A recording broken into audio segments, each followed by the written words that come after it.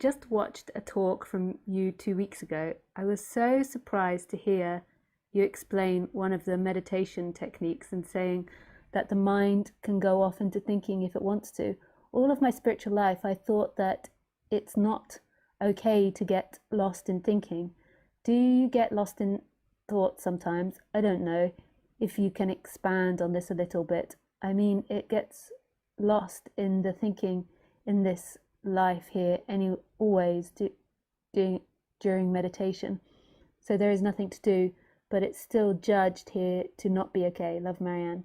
Hey, Marianne. Thanks for your question. Yeah,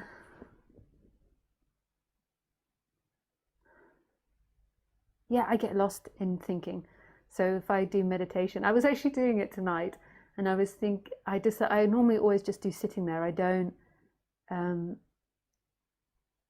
normally do the breathing one, but I just thought I'm just going to try the breathing one. I haven't done it for so many years, and I was thinking, and I thought to myself at one point, wow, I really don't get lost like I used to do.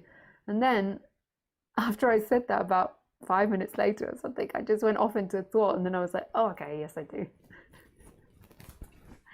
So yeah, that's not what it's about.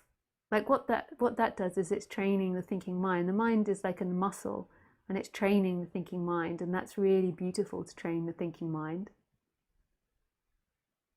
But it's not it.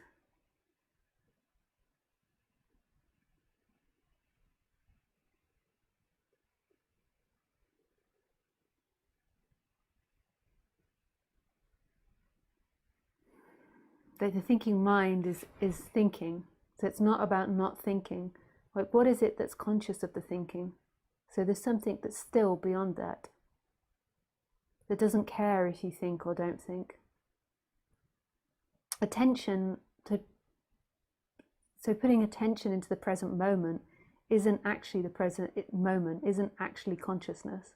Like, there's something that knows that you're doing that. Often we think that our ability to move attention is the big consciousness, but there's something that's conscious of that. So the one that's doing that practice and that's trying to stay still is a functioning that's being watched. It's not the watcher. And when you're waking up, people often think that what I've got to do is I've got to settle down and stop that functioning of moving attention and thinking. Whereas actually that is happening. There's something that knows that's beyond that. And that's the freedom. It's really impersonal, the freedom. The person always thinks it's got something to do with me. What I think the meditation does is it really can settle the mind and settle the person. Like, I know I'm a lot more focused than what I used to be.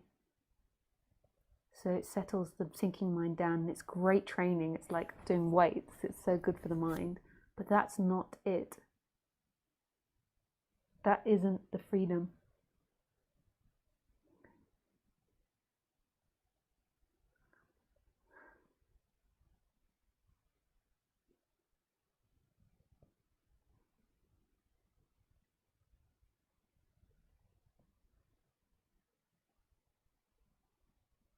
That's not the freedom.